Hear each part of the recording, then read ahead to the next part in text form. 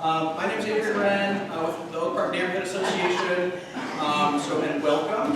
What we're going to be doing tonight is going around the room, as we always do, introducing each other to each other.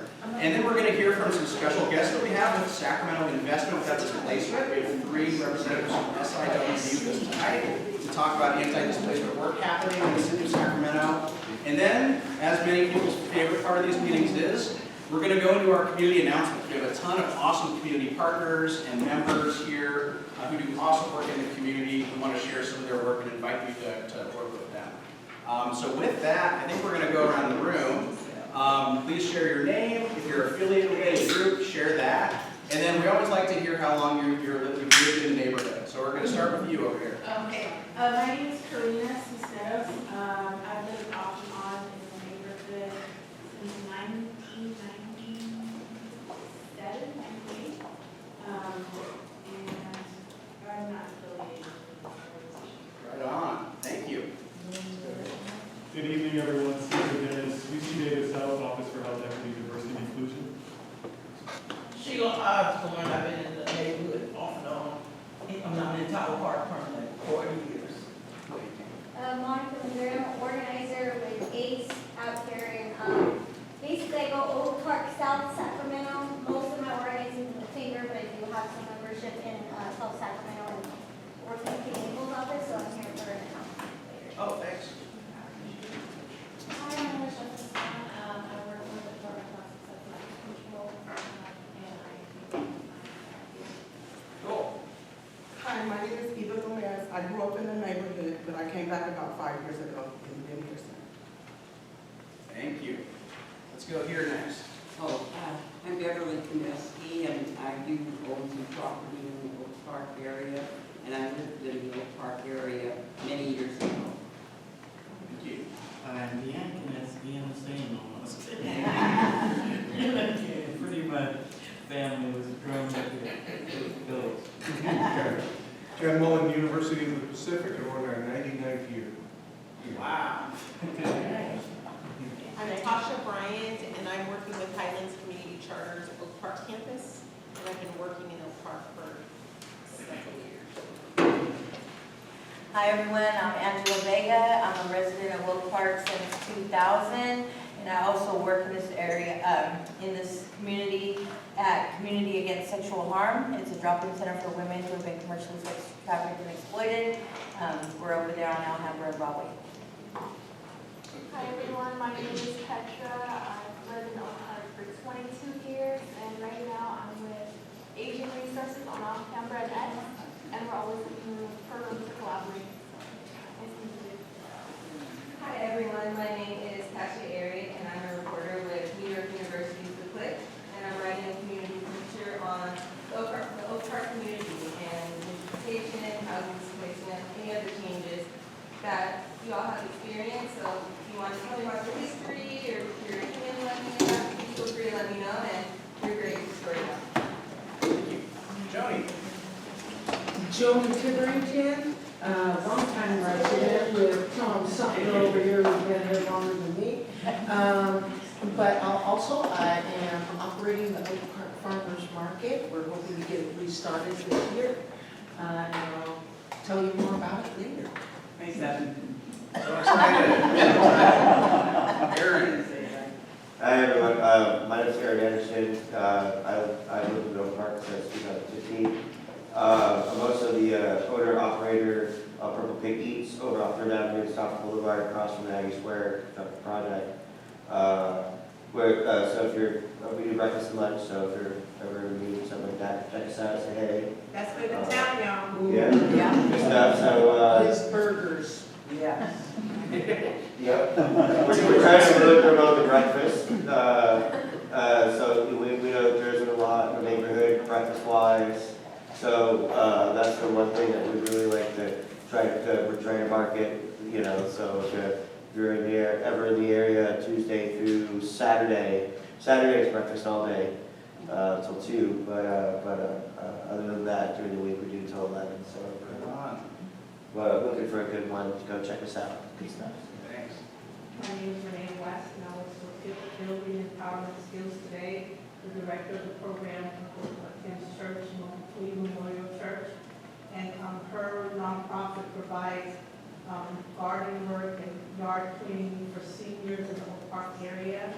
and working with them, like we pay the youth, and it starts in the summer. So I'm here because I want to make sure that we sign up any seniors that may need the yard work and need support. Great work, thanks. I'm Leslie Frishy. I work for the city of Sacramento in the Office of Innovation and Economic Development. And I'll say I haven't lived in Oak Park, but there's a few here that I've known for like 25 years. Because I used to work here in Oak Park with the neighborhood, and then there used to be an Oak Park Act. So coming here to the community center, and I felt like I was coming home to somebody. So I appreciate being able to come and join this time. Hi, my name is Kim. I've been in Oak Park since 2014.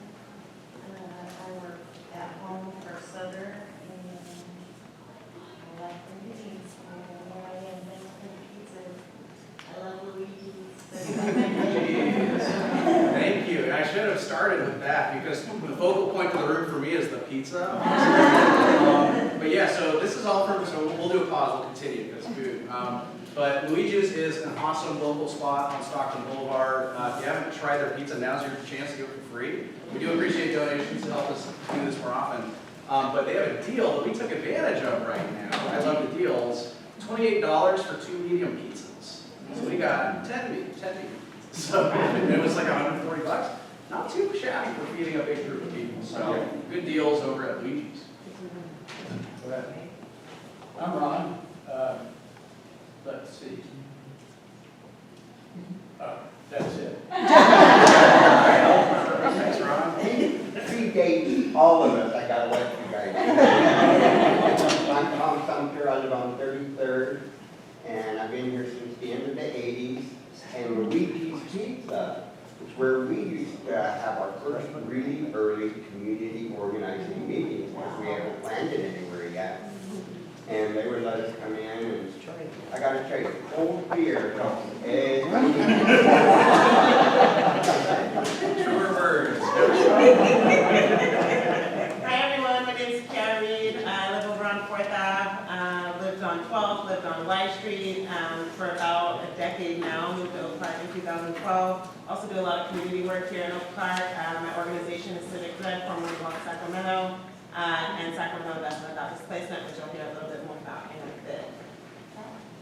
I'm Pat, aka the Bodango, and I've been here 43 years, and that's it. That's all. That's it. Hi everyone, my name is Elizabeth. I'm a long-term resident of Oak Park. I'm also native Sacramento, and I'm interested in gardening, and I'm a member of Toastmasters International, and so I'm interested in being able to do that. So, glad to be here. Thanks for being here. I'm Robert Snyder. I've lived in Oak Park since 1989. My name is Chloe Saul, and I do not live in Oak Park, but I work for Koinonia Family Services, serving foster youth and resource families in the area and across Sacramento. Hi, my name is Pam Hedrick. I am a co-worker of Chloe's, working at Koinonia Family Services, and so we'll share a little bit later about who we are and what we do, but just glad to be able to be here this evening. Thanks for having us. Hi, I'm Angel, and I returned to Oak Park in 2019, and now I also work for UC Davis in the Office of Health Equity, Diversity, and Inclusion. Hi, my name is Yolanda Ashford. I lived in Oak Park since 2008, and I live on 32nd Street. I'm Jasmine Arcadian. I don't live in Oak Park. I'm a new resident of Sacramento, and I teach at Sac State. And I'll be bringing my field geography class to Oak Park next Friday. Yay. If somebody's interested in taking these students, but I'll make an announcement later. Is that okay? Yeah, definitely make an announcement there. So next Friday the 14th, if you're interested in connecting with some Sac State students, talking about kind of like what you're doing, you know, to try and tell the story about Park, there can definitely be some synergy. Very cool. Last but not, well, we have others in the room, but so do you. Hi, my name is Sue Hita. I'm from the Curtis Park Neighborhood Association Board, and happy to collaborate in any way we can. I'm also a cyclist, passionate about safe roads for cycling all around town. Let's chat. Yeah, awesome. All right, do we have any late arrivals? I saw out of the corner of my eye. Yeah. So, my name is Asata, and I've lived in Oak Park since about 1990, and I'm a member of SOFA, and I've constantly worked on everything and nothing. Right on. And I know you just arrived. Miss. You don't have to share name. Let me at least sit down first. Mary Ponders from the River Oaks Center for Children. Thank you. Very cool. Thanks for being here. I think we're going to go to Michael, and then Michael's colleagues, and then we'll turn it over. He's got to do our intros. All right, so question. Who in here likes free stuff? Okay, no one doesn't like free stuff, right? So I don't want to offend anybody, we got a bunch of free stuff. All right, so usually when it's free, there's some kind of catch. I haven't found a catch yet, but if you find one, let me know. Now, first thing is,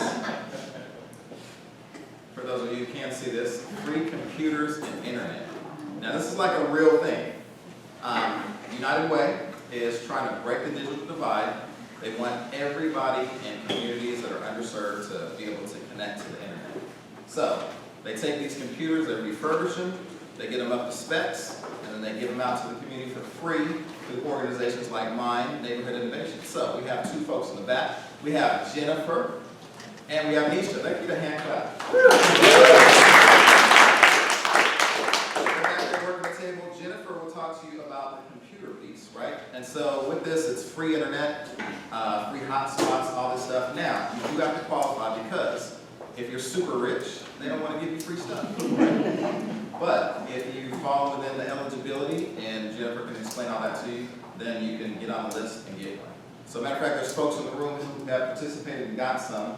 I think I gave out 12 computers this month already. And so they are desktops and laptops, so it's a combination. It's luck of the draw what you get, so you can't just request one. You might end up getting what you want, but there are more desktops than there are laptops, so laptops are a little harder to get, but they're still available. All right, everybody good on that? Yes. All right, Jennifer has more information than that. And then, free again, City of Sacramento. So the city, you know, you pay all your money in taxes, and then they do all this stuff, and sometimes you don't get to know about it. So they said, okay, we need folks out in the community, shop a little bit to tell people what's going on, what's free, what's available. So you'd be surprised how many things are just offered for free if you just go on the website and find the information. So this time the information is coming to you. So Nisha in the back will tell you all about the free city stuff. So one thing is, as this meeting's going on, we want to make sure that we give Sacramento Investment Without Displacement our full attention. But as the meeting's going on, feel free to go back to the table and talk to those folks in the back. Just keep it down so the attention stays up here.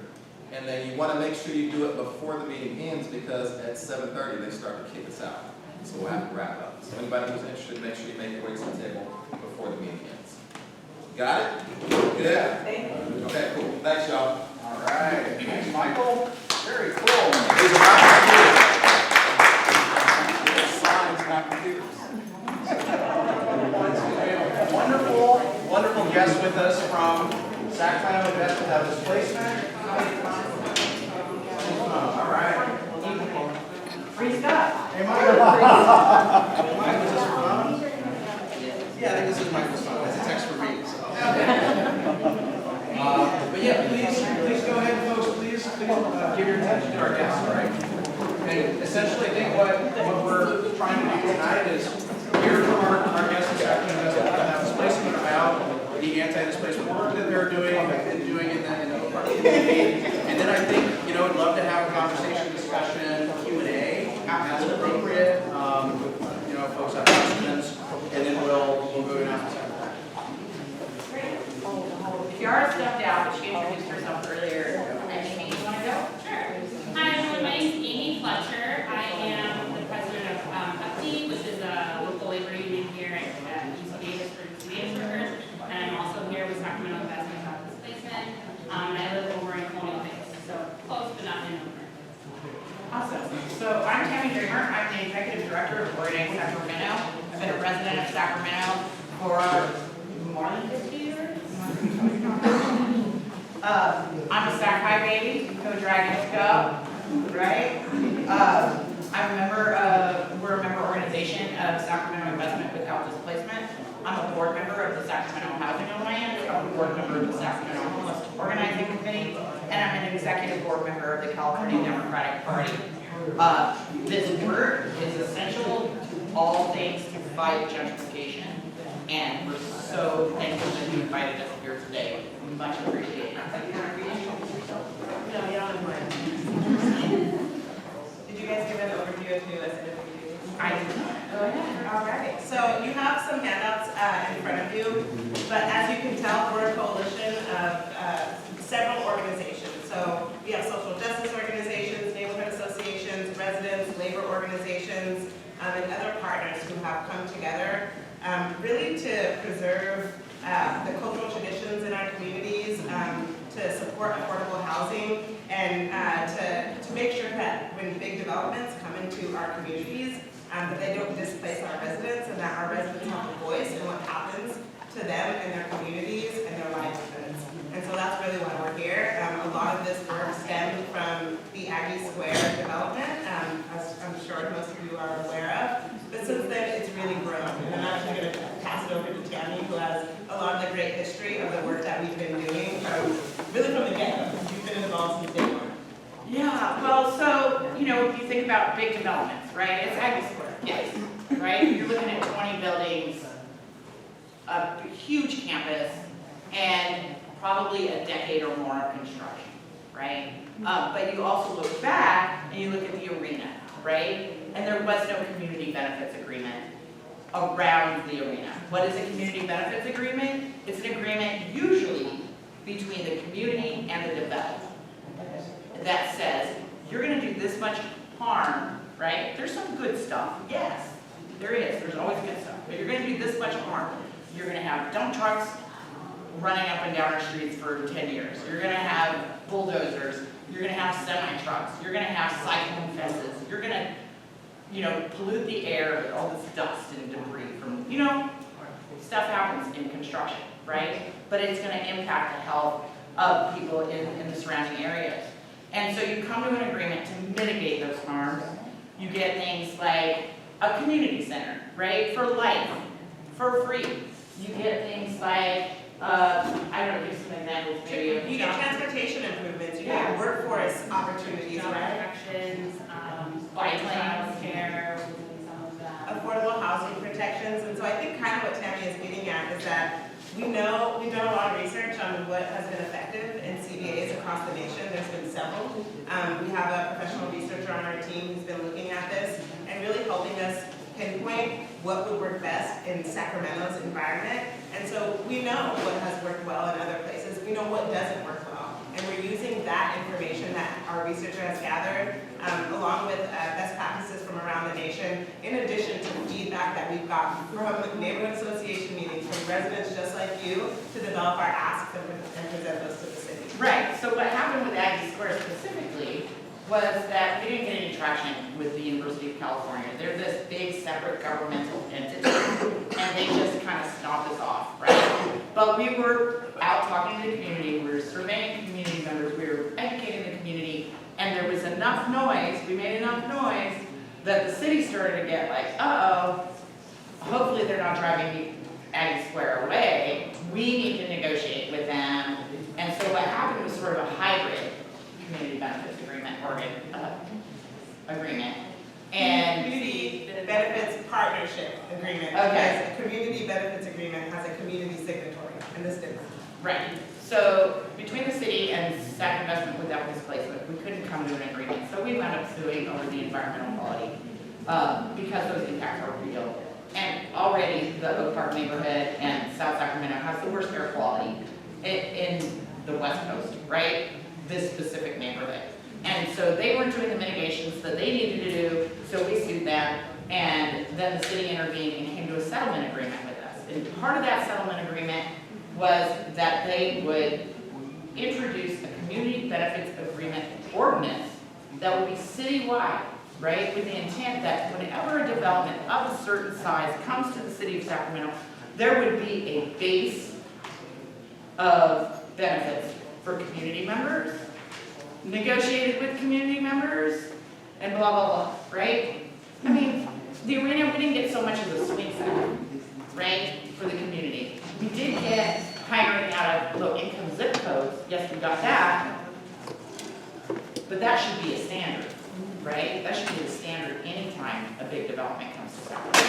When Sutter Hospital, you guys remember when they built Sutter Hospital? It was 11 years. That's what you guys are looking at, 11 years of development. And so, you know, neighborhood didn't get a swing set, didn't get nothing but cyclone fences and traffic and dump trucks for a really long time. So here we are, we're in a space negotiating with the city for 2 years on this community benefits agreement ordinance. Another piece of it, which we'll talk about later, I'll let Amy handle, is a small business protection ordinance. And in our conversations around that small business protection ordinance comes up Luigi's a lot, right? Because we don't want this big sexy development to start attracting Pizza Hut. Yeah. Right? Right next door to Luigi's. And so, you know, we haven't come to an agreement with the city yet, and that's why we're here to talk to you. You have a piece of paper that shows what they're saying, what we're saying, where we're at, and we need to be able to come together, and we're hoping to bring this neighborhood on our team. Yeah. Because they need to hear from you. And, Go ahead. and I'll just back it up real quick to talk about kind of what an ordinance is. It's an adopted ordinance or policy to systemize and routinize the community benefits. It would be adopted by a local government and requires community benefits on projects undertaken by the government and a private developer. So what you're looking at, there's 2 documents, the smaller sheet, that sheet, that shows where we're at odds currently with the city. Now, again, Tammy's been explaining kind of how we've been negotiating for 2 years now, based on the research, best practices from around the world that have, around the nation that have implemented CBA agreements. You know, we're not pulling this fluff out of air. There's actual resources that we can take a look at. We've looked at those.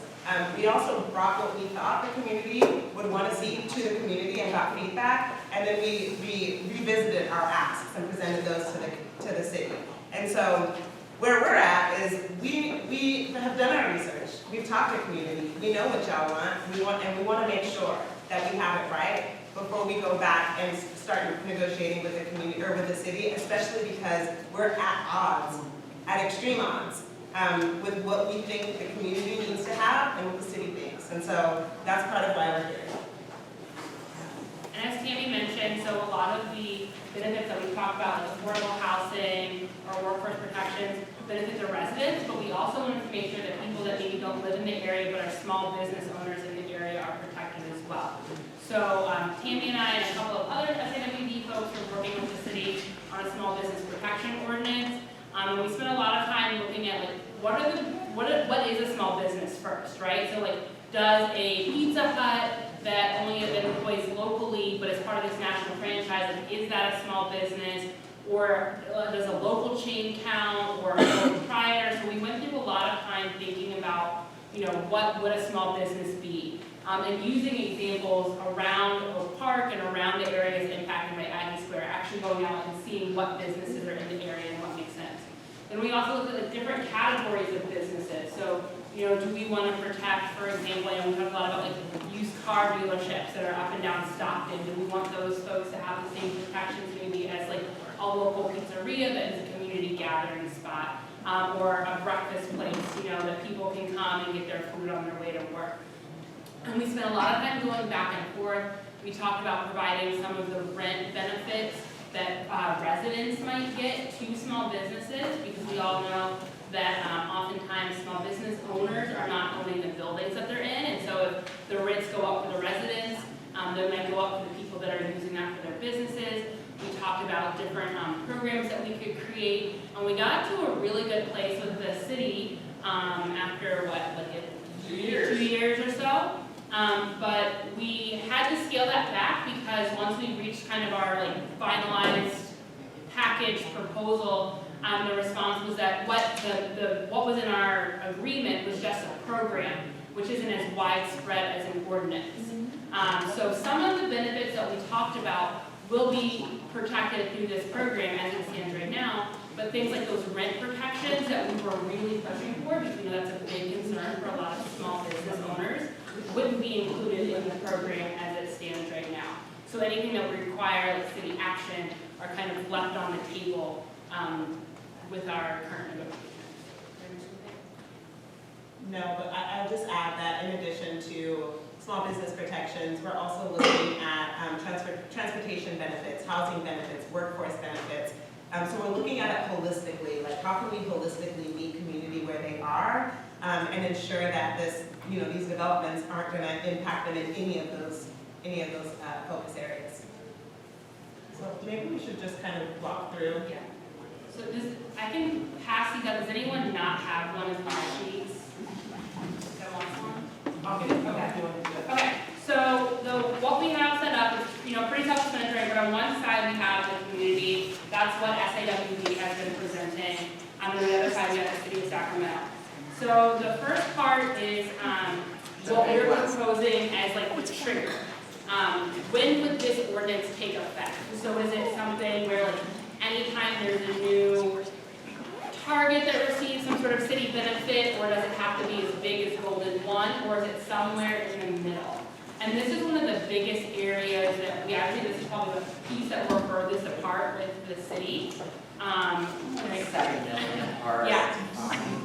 So we were proposing $3 million, and again, like Kiara keeps mentioning, that was based on a lot of research and also talking to community members about what would make sense in terms of city benefit. But the city's proposal is still at $10 million. So I think the difference there, right? So if, 10 million is 7 million different from that 3, right? And so that's an additional 7 million of investment that would need to be kicked in before this community saw any benefits. And our research showed that there's only like one every 20 years that gets like more than $10 million. So it basically wouldn't apply at all to. It would have to be as big as like Golden 1 or Aggie Square, and there are some other examples of smaller investments for like the B Street Theater, the Science Center. All of those were a much lower level of investment, but still pretty big projects that were multi-year undertakings. So that gives you a little bit of negative scale. And that have real implications in communities, right? It doesn't matter if it's a 10 billion or 10 million or 3 million. Those are going to result in real implications that are going to impact real people.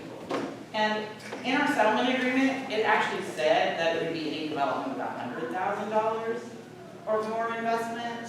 So, we could stick with the letter of the agreement if we wanted to and stick with $100,000, but we are negotiating here. We're trying to make things fair. And that harkens back to the workforce, or the small business protection ordinance. They're like, well, it doesn't say ordinance in there, it says program. It's like, well, it also says 100,000, so if we're gonna do the letter, we're gonna do the letter, right? Yeah, go on. Go on to the next one. Sure. So we would like to have specific minimum benefits in critical areas of anti-displacement. So those are the ones that I was mentioning earlier. So anti-displacement, housing, transportation, workforce development, and small local business protection identified in the CBA ordinance. And again, this is rooted in research and also in what we've heard from community members.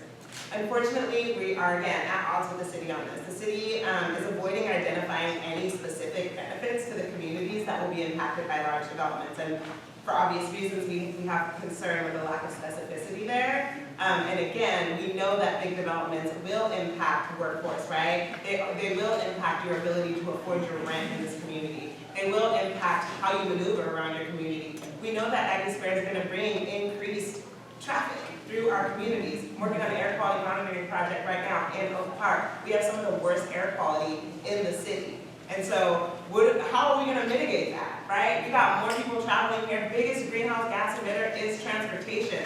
You can't tell me that we don't need some benefits coming to this community. So really, that's what we're trying to do with this second bullet, is make sure that we are being specific with what we're requesting, so that at the end of the day, we can say, no, this is where our benefits are, and the city can't, oh, well, it's flexible. There's lack of specificity. That's how you get out of things, is when you're not specific. And the thing that's not listed here that irks me the most is that the city is actually giving themselves an out. They said that they can actually not do the benefits if they deem them unnecessary, right? So that's their big loophole. So they can just decide, oh, we're gonna give these people $10 million, and you know what? This neighborhood doesn't really need a swing set. So it's messy. It's very, very messy. And then the last piece that's pretty big for us that we highlighted, so the first word in CVPA or CBA is community, right? We really want to make sure that somebody made up of community members is at the table negotiating. You all are the experts in your neighborhood, right? Like I live across Stockton, I don't necessarily know the ins and outs of what it's like to live in Oak Park or what you need every day. So you should be at that table negotiating and providing feedback, providing input because you're the experts. And currently the city's proposal lacks the opportunity for community members to get a seat at the negotiating table. So we want to make sure that the residents here and the people living here are really being represented and not just sort of getting like one meeting at the beginning of the negotiations. The city goes back, they work on something, and then you get kind of like a checkbox meeting at the end where you get to like answer questions or provide comments, but aren't really going back and forth and having conversation throughout the whole process. So that's why we feel that it's really, really important for folks like yourselves to be at those tables. Right. And the best example of that is the Detroit model, right? So if you want to do your own research, just check up on us, right? You want to look at Detroit and do Detroit Community Benefits Agreement, and you'll find links to it, and you can go in, and just a minute, Johnny. And you can go in and see all of the benefits that were agreed to for the big development that they signed an agreement for. And part of that was the community coming in and negotiating those benefits. And I'll say really this last bullet is about equitable access to decision-making processes.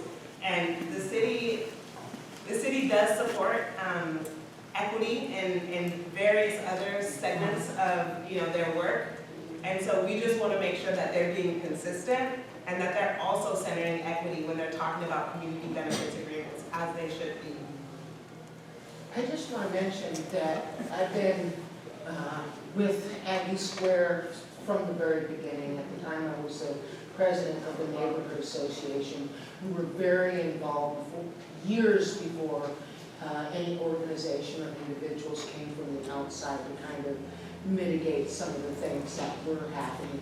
And we were negotiating some of the things that were happening. We were having those serious conversations about workforce development, business, small business protections.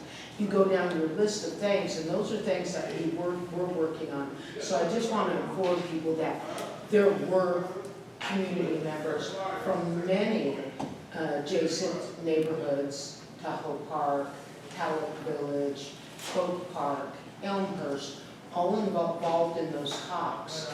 And I think that there needs to be some organization around there, because there are some things that UC Davis isn't good at, and that's because they're a huge institution and they have all these silos. We need to come together, opposed to having someone come in and tell us what we need to do when we're already there. And we need to have that conversation with them to ensure, because as Karen, we are here in this neighborhood, we do know what's happening. Displacement began almost 10 years ago in Oak Park, long before Aggie Square happened. Insofar as that, now we have 300 different houses, they're multifamily, housing that are being built in Oak Park. In Oak Park. They aren't all low-income housing, some of them are mixed housing units, but we need to be advocating for our low-income, single-family housing here in Oak Park. That's where we're lacking. We have plenty of multifamily, low-income housing. You go by the post office, it's on both sides. You go down Broadway, it's on the left, it's on the right.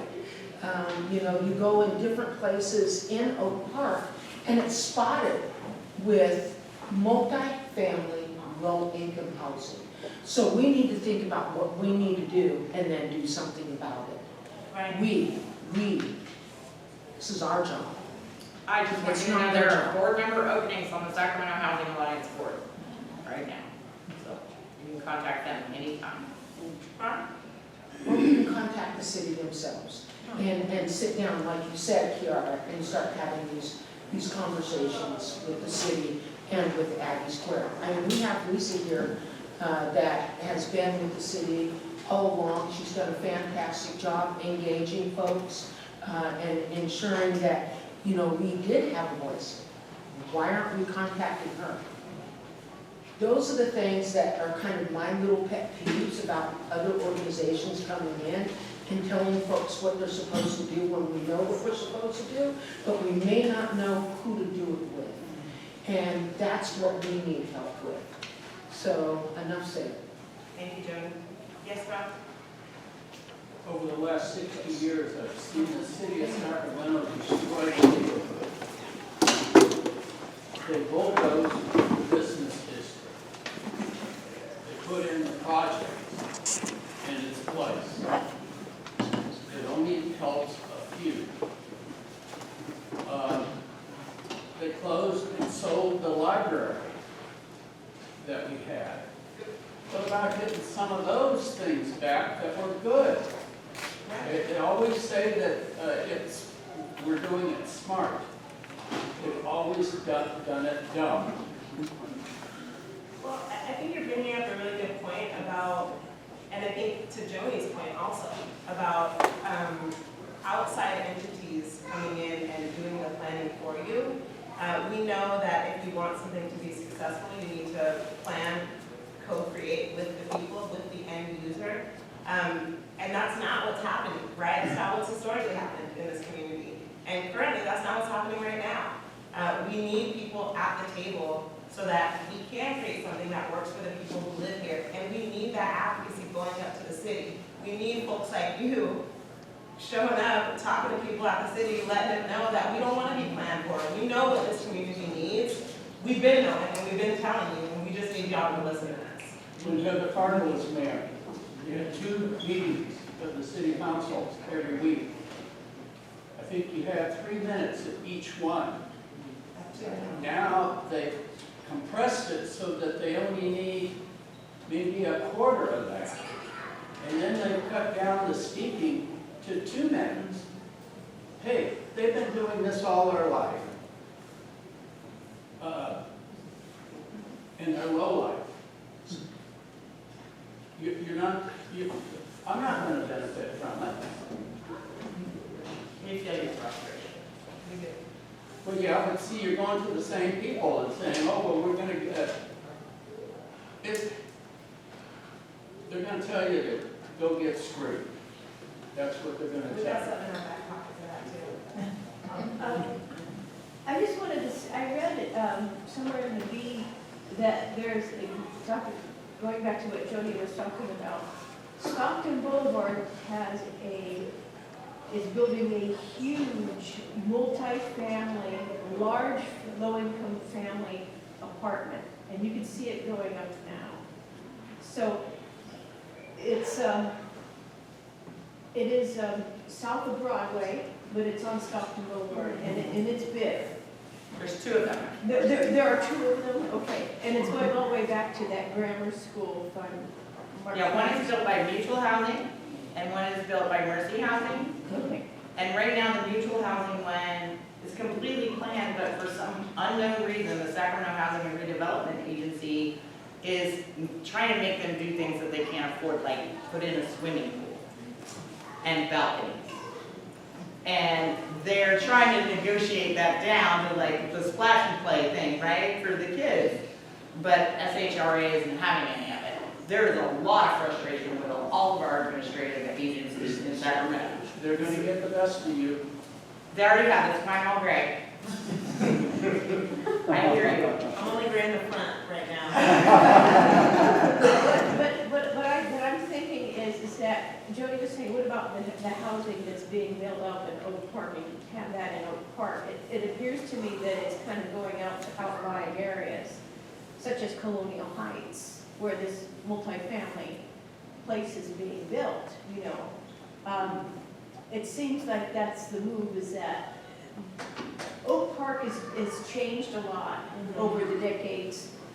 It's going to change some more. It's a matter of what kind of change and to what degree. Right. So we can anticipate that it will stay frozen, because it hasn't throughout its history. It's not going to stay frozen. We did try to get affordable housing put on the campus, right? It's a 21-acre campus. Which campus? The Aggie Square campus. Okay.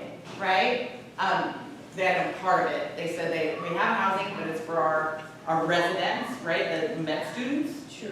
And then we argued, well, where's the child care? Where's the child care center? And they're like, well, they're students. And it's like, well, these are grown-up students. You know, they have kids. And if they don't live in the campus on housing, they're still going to need child care, right? And they're not going to get on a bus. They're not going to get on the light rail. They have to go to the babysitter's house first and then go to work, right? So there are a lot of things that we didn't get in this agreement. We're focused now on this community benefits agreement ordinance that is citywide, because we can't forget about our brothers and sisters in North Sacramento, Marysville Boulevard, Grand Avenue, that are going to be facing the same kind of gentrification that you all have been experiencing over the last decade and a half, right? What's next? And we're trying to get this, not just for this Aggie Square development, for all of you, but also to protect the other marginalized communities in all of Sacramento. Right, because we don't know where the next big development is going to be, right? But we want to make sure no matter where it is, and particularly if it is in our disadvantaged Black and brown low-income communities, that we have protections in place. And the way we do that is with the ordinance. You know, I'm a native Sacramentan, and I can tell you that with this Aggie Square, the focus, of course, here is the Oak Park Neighborhood Association has been on Oak Park and how it impacted the park. But Aggie Square is going to transform, probably stop Colonial Heights. I don't see how it can, and I don't hear anybody talking about that, frankly. They are. So They are. We've been screaming about it. When we started, Boulevard business corridor. I mean, I'm seeing it change out there right now. It's going to impact that area also. Yeah. What can you comment on that? Because this is going to have a spillover effect. I mean, that's the point, right? That's why we're focused on the ordinances, because we know this is not just gonna happen in Oak Park. We know that if there's gentrification here, there's gonna be gentrification in North Sac and in South Sac. We know that it's just a matter of time. And when we started this work years ago, we actually, when we were first focusing on just Aggie Square, we were talking about it in terms of zip codes. So we weren't really talking about like just Oak Park. We were looking at Oak Park, Tahoe Park, Colonial Heights. Like the surrounding communities. Once we basically tried to put Aggie Square on a map and then sort of drew a circle to figure out where the closest and most disadvantaged communities in that circle would be, if that makes sense. And then those were the zip codes we were using as a proxy, and that's actually some of the language that is, we couldn't put every difference on this little sheet, but one of the questions that we had was how do we define who the community is? Is it a quarter mile from the development? Is it 3 miles? Is it 2 miles? So that is one of the points of negotiation that we've been having, is how do we define community and how do we define the impact, I think we're calling it the impact area? Yeah. Okay. To include not just Oak Park. We're mentioning Oak Park a lot because we're here tonight, but we are in contact with the Colonial Heights Neighborhood Association and some of the people who've already on Tahoe Park Neighborhood Association to try to talk about this work in multiple places. And to that point, and Tom, I know you have a question, but to that point, the difference, the point of contention with the city on the impact area is that they would like a smaller impact area, and we would like a larger impact area, because we know that people will be impacted even if they're not a quarter mile, if they're farther out a quarter mile from. Theirs is 500 feet. 500 feet. Okay, so think about it. I live on 4th Ave. You better believe my rent is going to be impacted by what's happening over there on Stockton Boulevard, and I would not be in the impact area. I would not be seeing those benefits. One sec, Tom. I just wanted to throw out a comment. I'm assuming that y'all, as one of your base documents, is the Broadway Stockton Urban Design Plan, was put together almost 20 years ago. My team is a full planner. We're definitely looking at planning documents. Yes. Okay. Because it has the neighborhood input. I mean, we had meeting after meeting to create that document. And it specifies our business corridors, and so just make sure that's taken into account when you're doing all this. Absolutely. Thank you, Tom. We know when traffic is congested on Stockton Boulevard, that that's going to impact Broadway, that's going to impact 14th Avenue in Colonial Heights, right? And all of that is in those research and planning documents. Yes, ma'am? So, I know Tammy loves this part, so I'm bringing it up because it's where a lot of where I'm organizing is in the finger. And that's probably going to be where a lot of the gentrification side effects are going to happen next. So I'm wondering if there's like an agreement with the county in terms of that, or is it just citywide right now? Currently, we're in conversation with the city on community benefits agreements, ordinance, but I will say Civic Red is in conversation with SACOG about trying to implement community benefits agreements for transportation projects that come out of our raised planning grant. So we're trying to go broader than the city. And I'm going to assume everybody here knows what the figure is. I mean, not this figure, but that's where the county comes up into the city area. Yeah, okay, just want to make sure. Great point, though. Other questions? I have a question. So I've been in this community off and on for many years, and I just most recently back 2 years. And you know, when I first heard about the Adams Square development, was thinking through an Oak Park neighborhood association email, and I ended up listening to a podcast and something like that, and I was like, oh, like there's supposed to be all this workforce development and targeting these specific zip codes, but I never saw one flyer on my door. I never got contacted by anybody, and I'm on 7,000, right on Broadway, Martin Luther King. And so I was not, like, that's right there, and, you know, right, and so I just wanted to know, was there a lot of that, So reaching out to the community in regards to that, and did I just miss that, or? So there's a project labor agreement, right, which has to do with the construction Yes. of Aggie Square.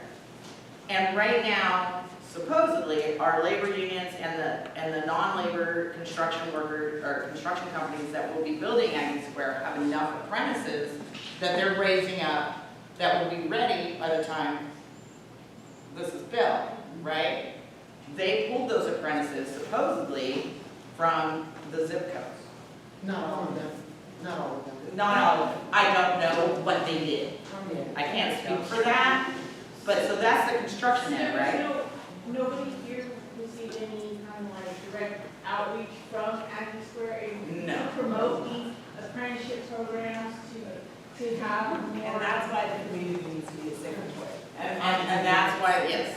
And then there's the second set of jobs, right? Which are those permanent jobs that will go into those buildings, right? The only thing they've told us that are going into those buildings are some technical laboratories and maybe a rehabilitation facility. It's a rehab hospital that will be ATs and OTs that's being built. Oh, sorry, physical therapists and occupational therapists. It's being built now and will be also run with Kindred Healthcare. And then there is going to be like the technical jobs because the vision is that there will be like biotech and things like that. And they promised us a one-stop job center on campus for those jobs. And right now that's coming under the purview of the Sacramento Employment and Training Agency, right? That's set. And that is a struggle. There really is a connection between real workforce development and really hiring these folks. I think the city really has struggled to get there, and I know that the institution has not done a great job of engaging folks. And that's really where we as another group can come in and say, these are the organizations that already exist. Right down the street from us, less than 3 miles away, we have Job Corps, Lemon Hill. Asian Resources. Asian Resources. They are not a job training agency. They do not train people to work. They'll do, how to fill out an application, how to readjust your resume, that type of work. But they are not preparing people for jobs like a phlebotomist, or jobs like a nurse, or someone working in the front office. The places that are doing that work are Job Corps, are Lemon Hill. Those are the places that we really need to engage and get the counselors, the workforce counselors involved in getting these folks hired, and preparing these kids to actually, these young folks to get these jobs. That is really where this program is lacking. There's a lot of great stuff that's gonna happen to it, but that really is one of the biggest areas. And we've asked for a meeting with the folks at SETA so that we can have those conversations talking about connecting with the community. So This is something that can be done in one phone call. absolutely. You can talk to the director for the counseling departments. And you would have access to these people who live in our community. Beyond just Oak Park and, Tahoe Park, we're talking about, job corps that has people coming in. Super broad. Yeah, and so, but there's access. Job corps has training programs all the way from heavy equipment to nursing. So why are not we utilizing those? These things exist. I've been yelling about this since the beginning of this project. So we need to yell about it. My voice is not enough, so we all need to yell about this to ensure that happens. Thank you, Jody. Sorry for And I know we need to wrap up, Adrian, and thank you everyone for the questions and comments. We do have a call to action. Obviously, we're mobilizing because we need the city to understand that this is not what the community wants. And so our request for you all is that if you are interested in getting involved in this, we are going to be putting together some letters to be sending the city, and we would love to have either your support in sending one. We can develop templates. I'll be standing over at the corner if you'd like to give me your email. I'd love to coordinate with you on that. We also have meetings. They're held weekly where we come together and there's sometimes 10 of us and sometimes 30 of us that come together to plan. How are we going to move this to community? How are we going to move into the negotiations with the city? So there's a seat at the table for y'all, at our table for y'all. And if you come to the seat at our table, we'll do our best to ensure you guys see that decision. So I want to, before we close, I know Leslie, you're with the city. I know you were talked about tonight. I don't know if you want to have any comments you'd like to share before we sort of transition to our next phase. It's fine to say. Well, I will say that we have been talking for a long time with the Sacramento investment with Anti-Displacement, and we are in very different places on certain topics, and so but we continue to have those discussions, and I'm encouraged by the fact that we're still in conversation and still in collaboration mode, and ink is not dry on anything yet, and so I appreciate. I wanted to hear how some of the reactions that the community folks had and hear what they had to say today. And I will always continue to be involved and hear the community voice. And I want to make sure that when something goes forward, that the community voice is heard. I'm very committed to that. So I'm sincere about making sure that we're transparent in the process and we keep the conversations going. Great, thank you. I mean, I could go point by point, but I think it's not really needed. But we meet, we've been meeting, city staff has been meeting with SIWD every Friday at noon time for quite a while. So continue those conversations. Okay. And you guys mentioned you had regular meetings. What time are those meetings? At 9:30 a.m. on Fridays. Oh, okay. Who's in? That ain't lunch. So, is there a possibility to do them like after work hours? Well, we don't think we're going to rearrange the 30 people's schedules. At this point, we've been doing this for about 4 years.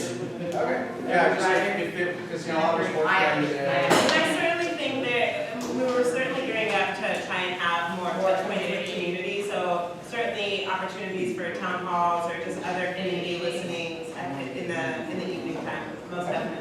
Yeah, it's not a hard no, it's just that standing meeting before you just be part of it. But we can have additional meetings at anybody's request. Happy to do that. I do want to say that, we, at least as mapped out with SIWD, a timeline to bring this forward to council by the end of May. And that's kind of what collectively has been the timeline that's been identified. So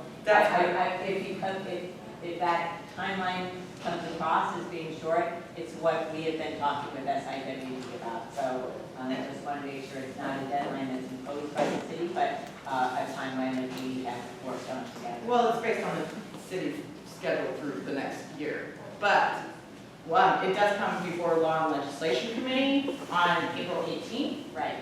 And what time is that meeting, Leslie? I'll let you know, but I think it's 3 o'clock. 3 o'clock. I think I'll verify. I cannot take it before then. Yeah. So Kiara will be here to write her name and email address and phone number down, and if you want to participate with us, we'd love to have you. The more voices, the better. That's collective. Oh, sorry, 1 o'clock on April 18th. 1 o'clock on April 18th. This week, 1 o'clock. Sweet. Thank you, Adrian. Thank you guys, appreciate it. Let's give them a round of applause.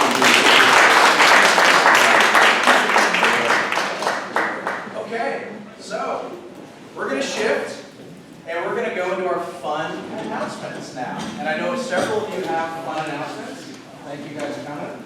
I don't know who would like to go first. Raise your hand if you have an announcement. A few over here, a few over here. Let's go to Monica first. I'm with ACE. We fight for renters' rights here in Sacramento. We're actually working with Councilmember Maples' office and Supervisor Patrick Kennedy's office to get a tenant anti-harassment policy passed both at the city and a county level. And last Tuesday, I went to the Law and Legislation Committee and Councilmember Eric Guerra said tenant harassment is not a problem in anywhere that is not a mobile home park. But we are seeing, and I know specifically, I had a member last year in Oak Park, Lenora, who lives down the street from here, who we stopped an illegal eviction because they're trying to get her out. And these landlords are harassing our black and brown communities at an increased level because of the color of our skin. And so we're organizing, but we also want homeowner support. We don't think all landlords are bad. This is only for the landlords that are harassing tenants, and it's a remedy for tenants to be able to sue for damages for failure to make repairs, threats of violence, turning off. There's been tenants that have had their water, sewer, electricity turned off by their landlord. So we're out here, we're organizing. We have a meeting coming up, South Sacramento ACE, which is including Oak Park. It's going to be April 12th at 6 p.m. On 47th Avenue. And I have flyers and information on Great. that. And put an extra flyer over there just in case. How about? Okay. Thank you. All right, raise your hand. Go over here. Okay, hi, good evening. So as I mentioned before, I work for the BEST program. It's called Building Empowerment Skills Today. And we hire youth, we want to hire youth in the Oak Park area. But also the service that the youth will be doing is yard work for seniors. It doesn't have to be seniors, but we would like for it to be seniors in the 95817 and 95820.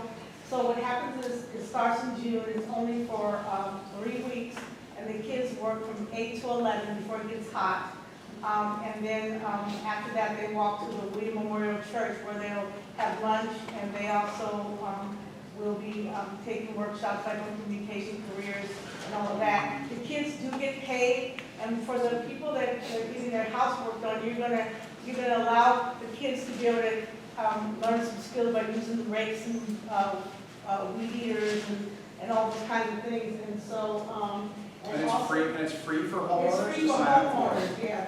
We just ask them to support us by going to your house, but we do need you to have quite a decent amount of work in your front or backyard, because it's going to be 4 kids, and then they will be supervised by an adult. And then also we said calling all teens, because the teens will get paid for the age group for the workers are 12 years to 18 years old for the kids. And so if anybody wants to get the yard work done, we start in June. And I have a sign-up sheet.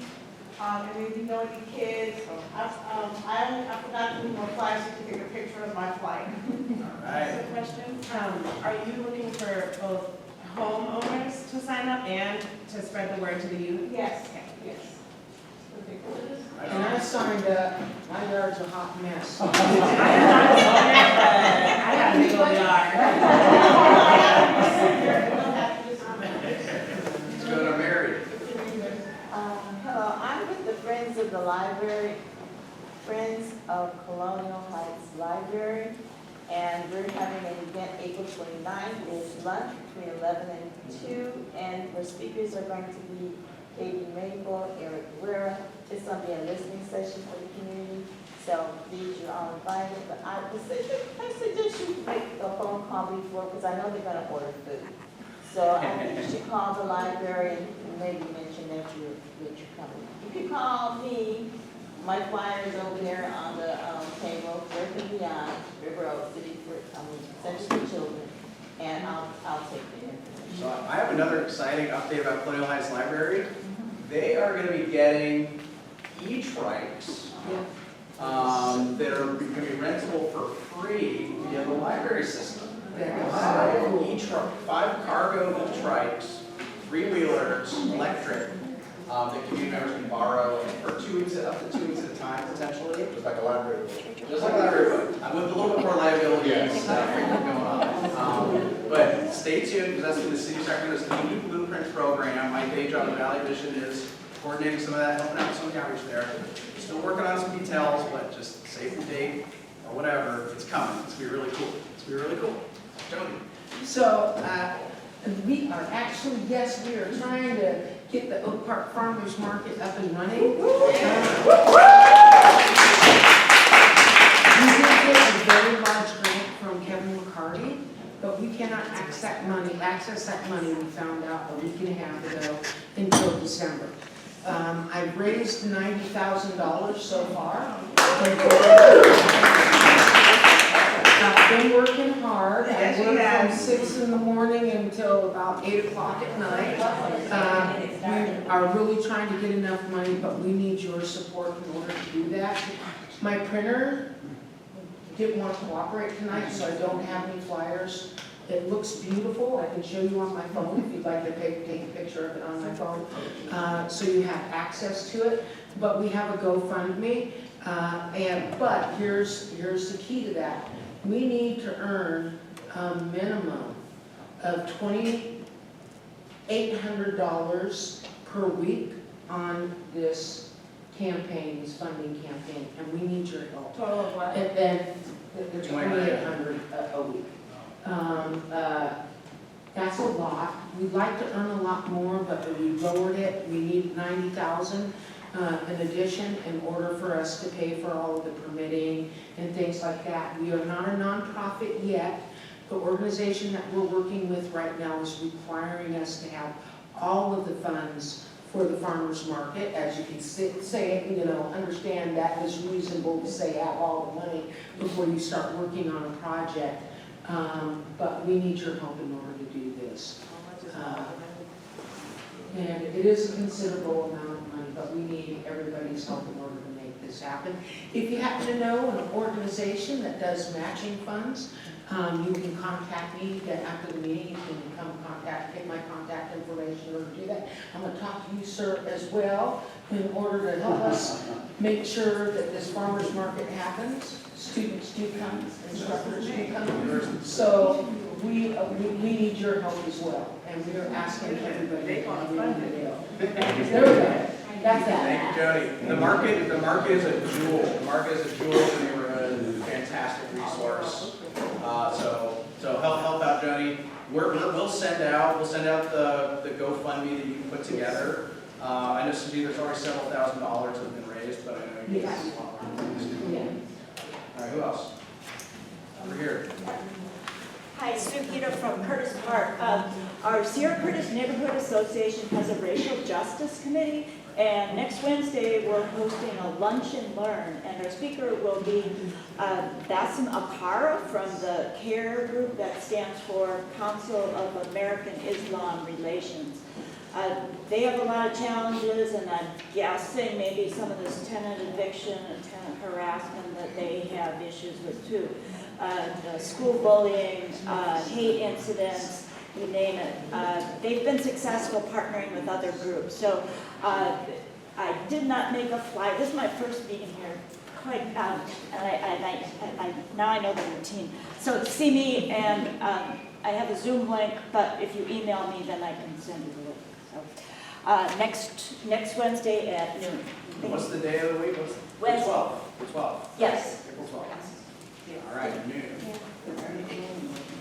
Tom. Something fun, the return of the 4th Avenue Fire Dancers will be April 15th. It's Saturday, April 15th, sunset, bring your kids, 33rd Street and 4th Avenue. If you've been to it before, you know how fun it is. If you need a spot on my porch, let me know. Fire dance, like the island people. Yeah. And the illegal fireworks. And? I've seen illegal fireworks. You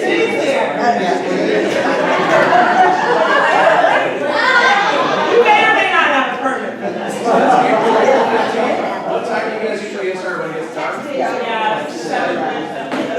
There'll be a big yard sale that day. And that's 4th Avenue, 32nd? 33rd, okay, great. What other announcements do folks have? Right over here. Well, on the 14th, the day before the fire You can have a whole calendar. You can have a whole calendar. I'm Jasmine from Sac State Geography, and on the 14th, Friday the 14th, I'll be bringing my class to Oak Park. We're a small class, we're about 14 students, and it's a field geography class, so I'm taking the students to different neighborhoods in the city.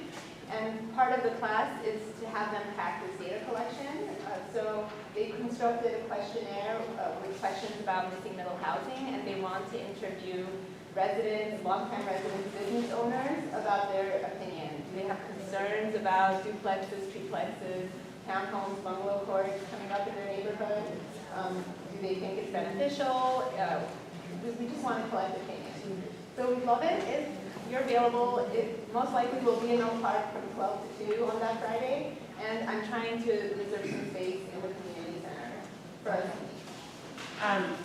So will you just be in the community center, or will you also kind of, like, will you be here and people will come here to take the survey? I think I will try to do that. And I'll be walking around the neighborhood with my students in the morning, and then we'll come here, hopefully, for a survey. So you're doing a tour of Oak Park? Yes, we're using Robin Dale. Robin Dale? We are using her brochure to learn about Oak Park. Very cool. That's awesome. So you're doing something very similar to Kashea, what you're doing. Do you want to give another sort of shout out about what you're working on? Because I know we had some latecomers too. Yeah, absolutely. Hello again, I'm Kashay, and I'm a graduate student at New York University studying journalism, but I'm also a reporter for their online publication called The Click News. And what I'm doing, I live in Sacramento, North Latomas, but what I'm doing is a community feature story where I'm highlighting the Oak Park community. And I just want to hear from residents, whether you live here, whether you have lived here before and you've left, been pushed out, any of that. I just want to hear from you also, like, your thoughts on the gentrification, highlight the community. I've talked to a lot of community organizers, I've talked to like the city officials, but I want to hear the voices of residents. So if you are interested in that, just please let me know. I'm sorry? I'm going to ask you which paper are you writing for? It's the click.news. What is it? The click.news through New York University. New York University. Yeah. So you know what might be cool, and I don't know if you're around on Friday the 14th from 12 to 2, but you can come here and you're going to have community members here also talking about similar subjects. So you guys can chat. That'd be cool. Yeah. So talk to Kashay if you're interested in an interview, and then maybe say a date for 14, 12, or both. Yeah, go I ahead. have a question for Jummy now. So the farmer's market ain't gonna open up if we don't get the money up? I mean, I don't know that, but I just wanna know if it's open. No, it will not. It will not open up until 2024 when we have access to the grant funding from Kevin McCarty's office. Oh, it ain't gonna be this year? Unless we get the funding. Unless I get the funding. Oh. And I'm working on other funding, getting grants and things like that, and sponsorships. So it won't open in May of this year? I doubt it. Okay. I can't say it's gonna open in 2023. I can definitely say yes. Miracles happen every day, so let's just look at it possibly happening, because McGeorge is gonna put it because they want that building. how we gonna find out? Wait a minute, I ain't finished my question. By the time you find out, get out with that, I'm gonna find out it's open. Like credit card thing. So how am I find out if it's gonna open? We were gonna let you know. I don't know yet, is the answer. I can't go, Sheila. I wish I could. But somehow we don't A get. month and a half ago, was it 2 months ago? I came here and said we were Yeah, 2 on May months. 6th. Because that was the timeline that I had, that changed. So you gonna come back here and tell us when it's gonna open then or something? You guys will know. I'll call you personally. Okay, that's all I wanna hear. Next. Additional announcement, goes back. So this is pretty hot off the press, y'all. This is the return of Celebrate Oak Park on June 10th, Saturday, June 10th, from 10 to. How long have you guys been doing Celebrate Oak Park? You're wearing the Celebrate Oak Park shirt from 2007. In 2007. Back in the 90s for our organization. Yeah, we started a long time ago. So all that is to say, if you guys were at our last year's Celebrate Oak Park, we had 1,000 people in McClatchy Park, hanging out, eating food, doing electric vehicle ride and drives. So actually getting a test drive EVs and get free ice cream if you do, without the sales pitch of like going to a dealer. So getting a test drive of those things, getting exposed to kind of clean air vehicles as we transition to a more green economy. We had STEAM activities for kids, we had food, we had all sorts of fun activities going on. So we're bringing it back, we're making it bigger, and we're looking for vendors. So if you're a community organization, if you're a nonprofit, if you provide services in the Oak Park community, if you just have some fun things you want to do, talk to Michael or myself or other Michael. Actually, he's been on the board longer, so you're other Michael. My name is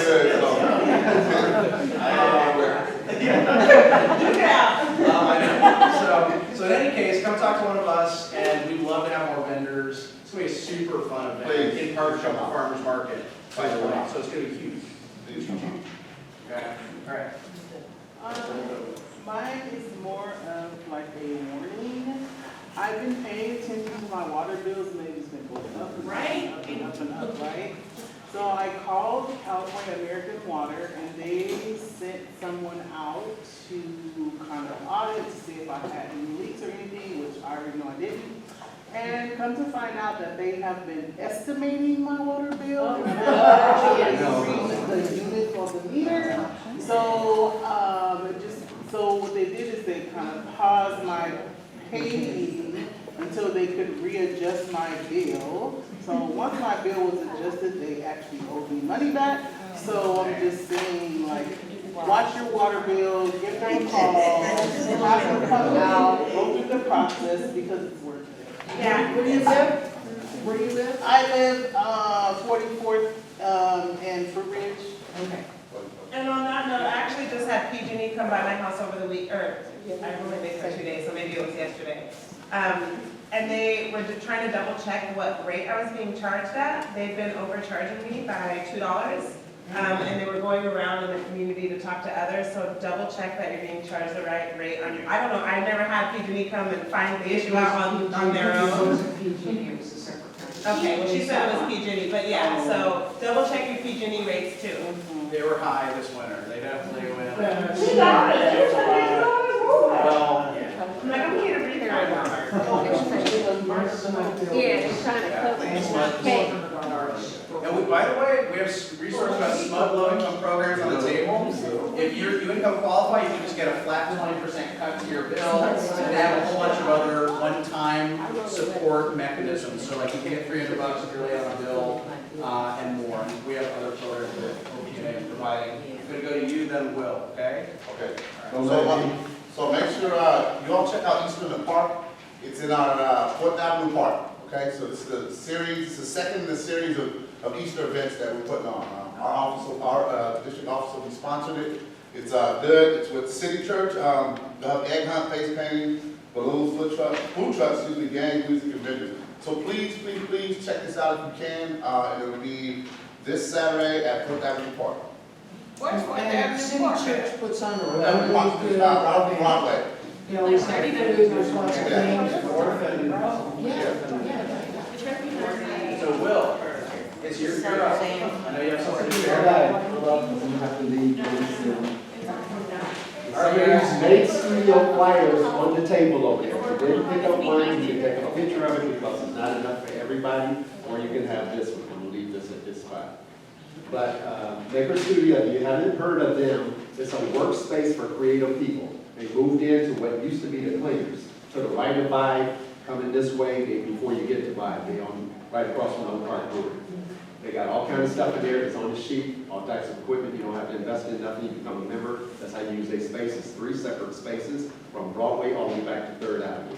Besides that, Celebration Arts, they're doing a play, it starts this Friday.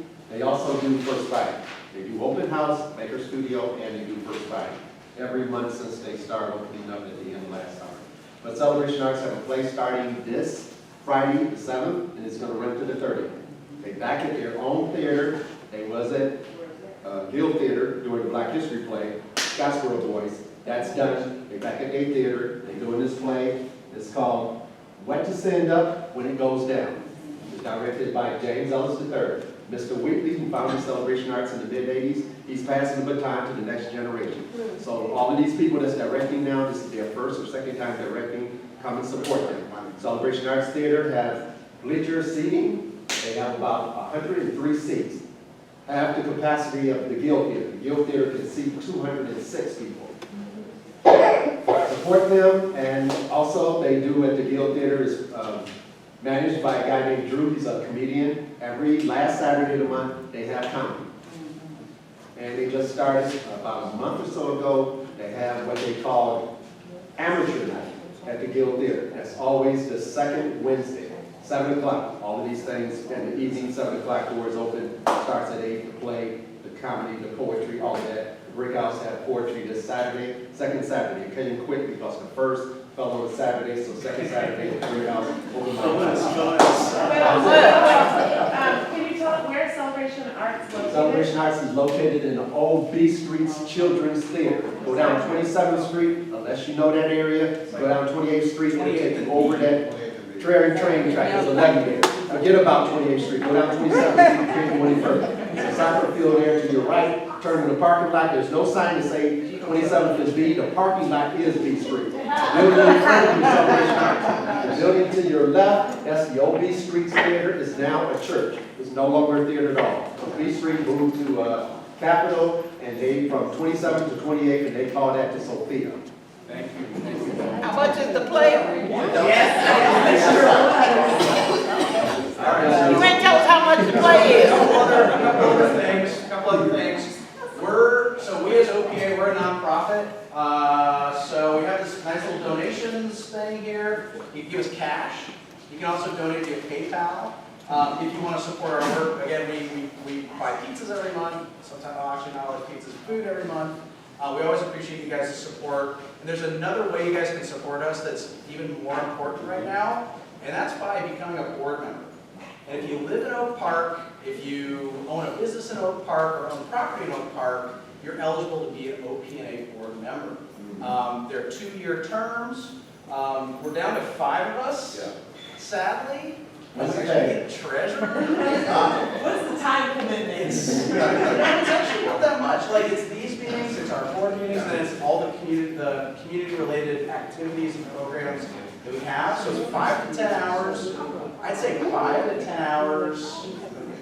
5 to 10 hours. We don't want to.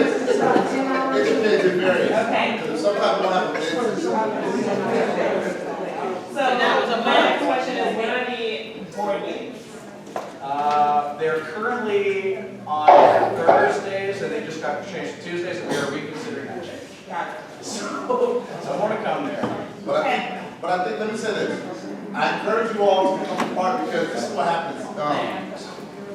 Sometimes the voice gets squelched, right? And it gets suppressed because people aren't involved. And one thing that happens is that you find out information late in the game, right? All you in here, I can tell, you are the information people in the community. They're to get the information out. We kind of as a neighborhood association, tend to kind of, we got teeth now, so we're able to contact city and contact different people and have different information first, and then we can spread it, and that's how you make change. And so, yeah, it sounds like a commitment, but we need y'all. So We don't want these to go away. We really don't want these to go away. and I'm lobbying, so listen, here's what happens is, the way you become a member, what we've had chartered, I think, is you've had to come to 3 meetings. Yeah. I'm trying to lobby tonight, if you do whatever it is, if you do 2 meetings and an event, you do whatever to qualify to come out. I'm lobbying it, I'm lobbying the president. So please, become a part, we need you. This is probably the district that's shifting and changing the most, the quickest, the fastest, and so we need to stay on top of that. So please, consider becoming an Oak Park Neighborhood Association. It's a lot of fun. It's a volunteer role, it's a lot of fun. And Adrian, we should love your president, because he's very efficient in keeping us informed. We'll talk. Let's talk. I like it. I like interest. Talk to any of us. Well, seriously, this is a big thing. If that is like one thing I'd ask for in the whole world right now, like OPNA, is for more board members. Please, swear to God. So 2 meetings in how long? A year? Last year? 2 years. It's a 2-year term. Now, how many meetings should you have gone to? It's 2 3/4. 75%. No, I mean, in order to run, you said you have to have 3. It's 3. 3 meetings In our bylaws, it's 3 meetings in the last year. Got it. 3 meetings in the last year. What time do you meet? No meetings and adopting Yeah. Right, yeah, TIPA, yeah. All right, so more announcements. Get over here. Hi, we're Chloe Pino, Cornelia Family Services. We are a foster care agency, and we are going out and connecting with multiple neighborhood associations. It's been a really cool thing to get to connect with people in different communities. And the reason that we are here is because we have seen an increase in our communities and families struggling, right? COVID did a number. We work with, or child welfare reaches out to us when families are in need. There's been a bunch of adjustments and legislation laws to kind of keep families with families. Let's give help. If families are needing support, it's not going to remove kids. Let's try to support kids. Let's try to support families, help them on the front end. In situations where children are not able to remain safely in their families while they're getting the support they need, that's where we come in. And we help train resource families. That's a new name for foster parents, resource parents. And it's been really beautiful to see how that name has really just kind of even changed what the role looks like. We have so many families where when children get to go back to family, these families are still resources. That's the idea. As community members, can we continue to care for our other community members? The reason that we're reaching out to neighborhood associations is because we see pockets of areas where people volunteer to be resource parents, and then sometimes children are having to move from their communities, from their schools, in order to be housed. Yeah, and that's not okay, right? That's another loss. And so what our hope is that we can continue to partner with families in every community throughout Sacramento County to support families to be resource families, so that should a family within each community need that extra support for a time, that we have families in the community so kids are not losing school, they're not losing connections, they're not losing the familiar, they're all, when I hear you talking about, oh, this street, that street, and you know, this is over here, it's so disorienting to go into another community where you don't know where the pizza place is. You don't know where anything else is. And so it just has been so much on our hearts to reach out, because the need to is for caring for older youth or teens. And our teens need a community to come around them as well too, not to be removed from community. So that's really why we were here, to share our hearts. So people may have an interest to be a resource parent, or you may know someone who would like to be, and we are an avenue to help support. Koinonia means relationship, it means fellowship. We pour into parents so that they can pour into kids who are doing the hard work. We're holding orientations every month right now over Zoom that you're always welcome to join. Our next one is going to be Monday from 6 to 8 p.m. But if you can't make that one, then come to the next one. It's no commitment, it's just information about how you can help serve and keep these kiddos in their community that they've already lost so much. So let's try to keep them connected to what they know. And we'll leave our little flyer over there if there's a space.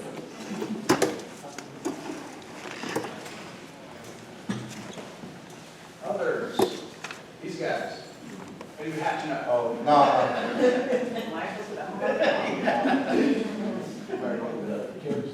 Yeah, Oak Park Cares, yeah, go for it. Okay, so, what we do is, what we decided to do as a neighborhood association is be able to meet our citizens, almost immediate needs. And so, an idea was birthed to create a funding source called Oak Park Cares. It's through Oak Park Neighborhood Association.